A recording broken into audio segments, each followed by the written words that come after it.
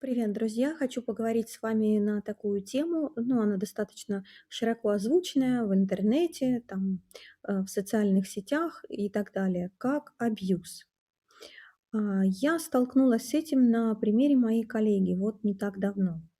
Моя коллега симпатичная блондинка Надя, ну, примерно от 30 до 40 лет, мать двоих детей. Последнее время приходит на работу поникшая, понурая.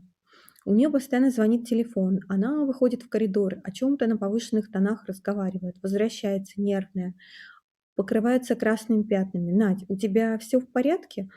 Да, у меня все хорошо. А что случилось? Кто тебе постоянно звонит? Это Дима. Дима ее молодой человек.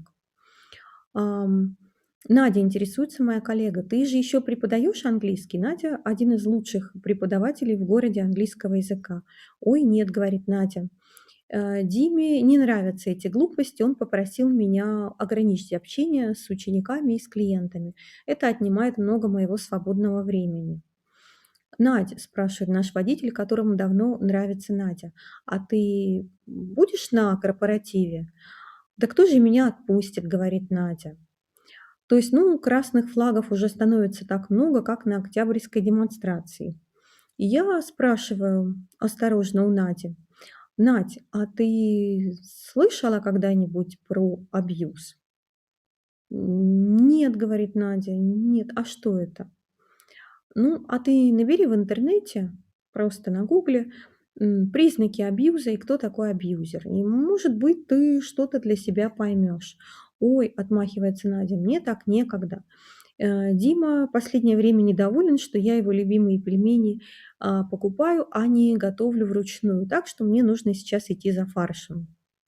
И вопрос такой: что делать, чтобы через какое-то время Надя сама не превратилась в фарш? Ну, мы знаем про стадии утилизации и так далее. Вот как этого не допустить, если ну, жертва не хочет ничего даже слышать о том, что она уже находится в ситуации риска.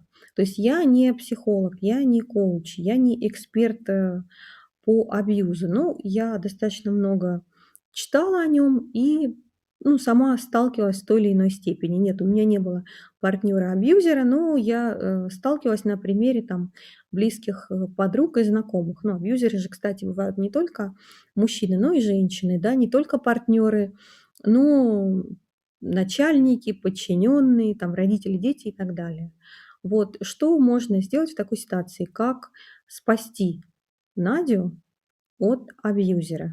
Потому что понятно уже, что это оно, да, как есть такая группа в "Фейсбуке", не помню, как называется, и там все время девушки, женщины делятся своими ситуациями и спрашивают: "Это оно?" И им часто говорят: "Да, это оно". Так вот, в случае Нади это оно.